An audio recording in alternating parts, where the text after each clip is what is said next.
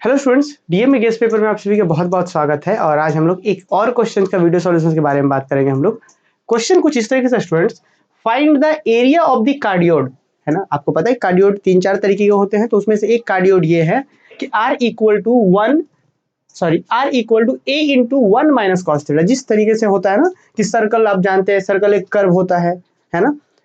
X square plus y square equal to a square क्या होता है, एक सर्कल को रिप्रेजेंट करता है। ठीक उसी तरीके से ये भी एक ग्राफ है, ये भी एक कर्व ही है, जिसका इक्वेशन क्या है, पोलर फॉर्म में दिया हुआ है। तो r equal to a into 1 minus cos theta इसका इक्वेशन दिया हुआ है, और इसको कहते हैं हम लोग कार्डियोड। ठीक है, जिस तरीके से आप सबको पता होगा कि x square plus y square is equal to a square एक सर्कल को रिप्रेजेंट करता है, जिसका सेंटर ऑरिजिन पर रहता है और रेडियस ए रहता है। उसी तरीके से ये जो इक्वेशन है ना, एक कार्डियोड को रिप्रेजेंट करता है। हमने कर्व ट्रेसिंग वाले चैप्टर में इसको ट्रेस भी करा था।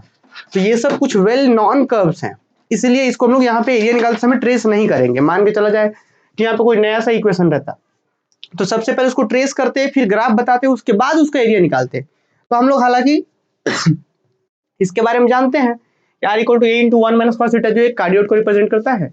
इसलिए हम यहाँ पे क्या करेंगे, देखिए क्वेश्चन एक बार फिर से पढ़ते हैं। Find the area of the cardioid R is equal to a into 1 minus cos theta. इसका एरिया हमें निकालना था, तो हम क्या करेंगे सबसे पहले कि the graph of the cardioid R equal to a into 1 minus cos theta. ये इस कार्डियोड का जो ग्राफ होता है सोन इन फिगर, इस फिगर में दिख रहा है, इस तरीके से ग्राफ होता है। क्लियर, मुझे इस एरिया, इस जो पूरा लूप में पूरा जो कंप्लीट एरिया बन रहा है, यही मुझे एरिया निकालना है ना। फाइंड द एरिया बोला गया है, तो हम क्या करेंगे पता है, हम यहाँ पे एक लाइन लिख सकते हैं कि since curve is symmetrical about x axis. देखिए यहाँ पे since the curve is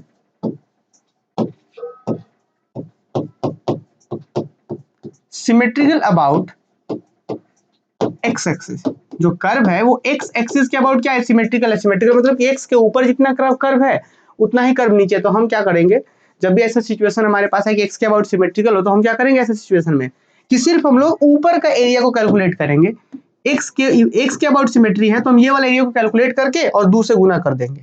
obvious है भाई, जितना ऊपर उतना ही नीचे। एक्स के अबाउट सिमेट्री है मतलब एक्स के ऊपर जितना उतना ही नीचे। तो वही हमने लिखा सबसे पहले, the graph of the cardioid this is shown in figure. Cardioid का ग्राफ ऐसा होता है, हमें पता है।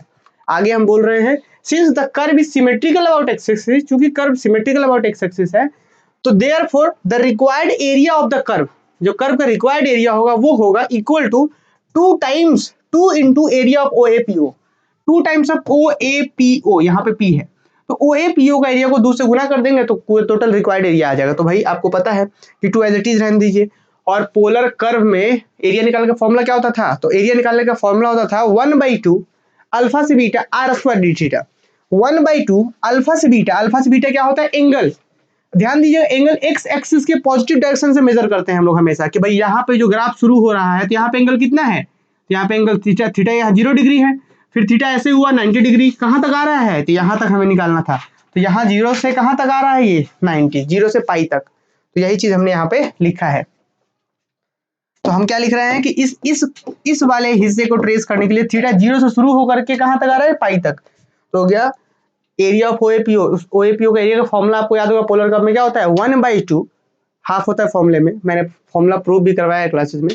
1/2 अल्फा से बीटा, तो एंगल क्या है 0 डिग्री से पाई डिग्री तक, मैं सॉरी 0 से पाई डिग्री नहीं, 0 से पाई। तो अल्फा से बीटा क्या होगा, तो मतलब 0 से पाई और R स्क्वायर डी थीटा। ये हो गया। अब देखिए ये 2 इसके साथ गया, फाइनली क्या बचेगा, तो ये रिक्वायर्ड टोटल एरिया है, तो ये गया, बचा क्या 0 से पाई। अब R का वैल्यू क्या है जी, तो R का वैल्यू है ये, तो R का स्क्वायर करेंगे मतलब इस पे स्क्वायर आ जाएगा, मतलब R का स्क्वायर के बराबर A स्क्वायर इंटू जिसका स्क्वायर। तो हम वही चीज यहाँ पे लिख देंगे, क्या लिखेंगे, R स्क्वायर जगह पे लिखेंगे A square 1 minus cos theta का होल स्क्वायर डी थीटा। इसको सॉल्व कर दिए, उसका रिक्वायर्ड एरिया आ जाएगा, टोटल का एरिया आ जाएगा, क्योंकि 2 से गुना कर चुके हैं इसलिए टोटल का एरिया निकलेगा। नेक्स्ट क्या लिखेंगे, A स्क्वायर, ठीक है, A माइनस B का होल स्क्वायर तोड़ दीजिए, क्या लिखेंगे, the required area of the curve. एक बार फिर से हम इधर लिख दिए हैं, the required area of the curve equal to A square. यहाँ पे A स्क्वायर को हम बाहर कर दिए, A स्क्वायर को बाहर कर दिए, इसमें A माइनस B का होल स्क्वायर तोड़ दिए, क्या होगा A square plus B square minus 2AB। A square मतलब 1 का स्क्वायर, B स्क्वायर मतलब cos थीटा का स्क्वायर। देख लीजिए यहाँ पे A का स्क्वायर मतलब 1 का स्क्वायर, फिर B का स्क्वायर cos स्क्वायर थीटा, फिर minus 2AB, 2 into 1 into cos theta, तो माइनस 2 इंटू 1 इंटू cos मतलब माइनस 2 cos थीटा। और यहाँ पे ये नेक्स्ट क्या कर लीजिए, आपको बहुत पता है, A स्क्वायर बाहर रहने दीजिए, ये इंटीग्रेशन 1 पे आएगा तो क्या बनेगा जी, 1 पे जब इंटीग्रेशन होगा डी थीटा और 1 पे इंटीग्रेशन होगा तो क्या होगा, डी थीटा का इंटीग्रेशन थीटा, लिमिट होगा 0 से पाई। फिर अब इसको क्या हम सॉल्व करेंगे स्टूडेंट, इस पे जब आगे बढ़ेंगे ना, इस पे बढ़ने से क्या हम सीधा सीधा इस पे ले आते हैं इंटीग्रेशन, क्या होगा 0 से पाई इंटीग्रेशन cos स्क्वायर थीटा और डी थीटा, यहाँ पे डी थीटा छूट गया है, ठीक, और फिर उसका इधर माइनस होगा। अब बोलेंगे आप लोग कि सर यहाँ पे 0 से पाई था या 0 से पाई बाई 2 कैसे हो गया, तो यहाँ डेफिनेट इंटीग्रल का एक प्रॉपर्टी लग रहा है कि जैसे 0 से पाई है, अगर इस लिमिट को हम हाफ करें, पाई बाई 2 करें तो 2 एक्स्ट्रा आता है बाहर, तो वही हमने यहाँ पे प्रॉपर्टी लगाया है। इसलिए प्रॉपर्टी लगाया ताकि इसका हम रिडक्शन फॉर्मूला से आंसर लिख पाए। फिर से ध्यान से सुनिए, ये ए स्क्वायर बाहर है, ये 1 पे लगा, डी थीटा आ गया, तो 1 का इंटीग्रेशन क्या हो जाएगा भाई, डी थीटा है साथ में, तो डी थीटा का इंटीग्रेशन थीटा, 0 से पाई लिमिट यहाँ, ठीक है।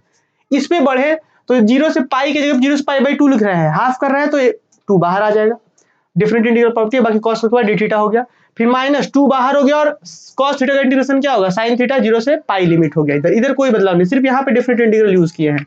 नेक्स्ट देखिए ए स्क्वायर बाहर, अब देखिए अपर लिमिट क्या, पाई माइनस लोअर लिमिट 0, तो पाई, यहाँ आंसर क्या आएगा, इसको सॉल्व कर दिया हमने, पाई माइनस 0 मतलब पाई आ गया यहाँ पे। ये देखिए 2 बाहर, और इसका क्या फॉर्मूला होता था, तो आपको थोड़ा सा हम रिडक्शन फॉर्मूला याद दिला दे आप सबको।